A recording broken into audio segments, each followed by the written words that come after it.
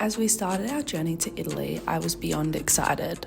I had heard all about the breathtaking architecture, amazing cuisine, and rich culture, and I couldn't wait to experience it all firsthand.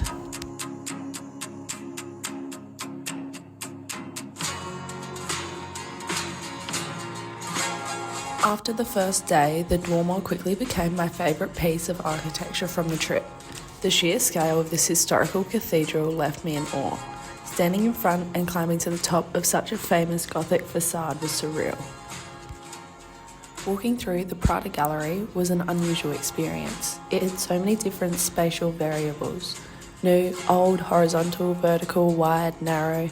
All of these should oppose each other, but in a weird way it created comfortable spaces.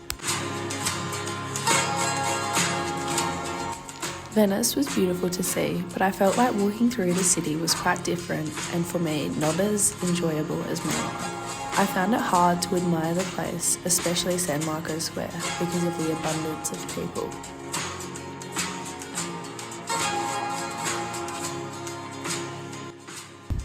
The highlight of Venice was the Biennale pavilions. Each structure and their installations regarding the country's cultural history or issues were so unique. Australian Pavilion about the First Nations Resilience by Archie Moore won this year's award, which made viewing the installation quite special and emotional.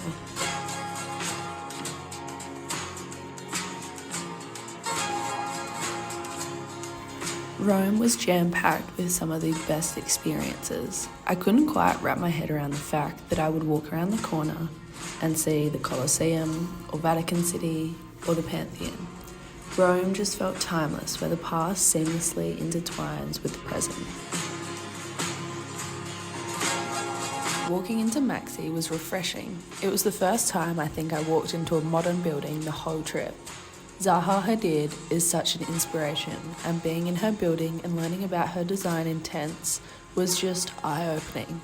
Throughout the whole trip, this was the only building I entered where I thought I would actually be able to look at its design elements and bring them into my own work.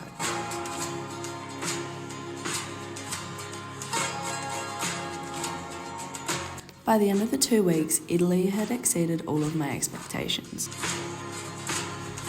I ate the best food, met some great people, saw some very pretty views, experienced leaving the country for the first time, and learnt how different other cultures actually are.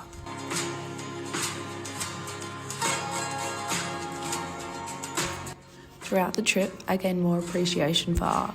I found myself thinking critically about the creation and purpose of the piece of work.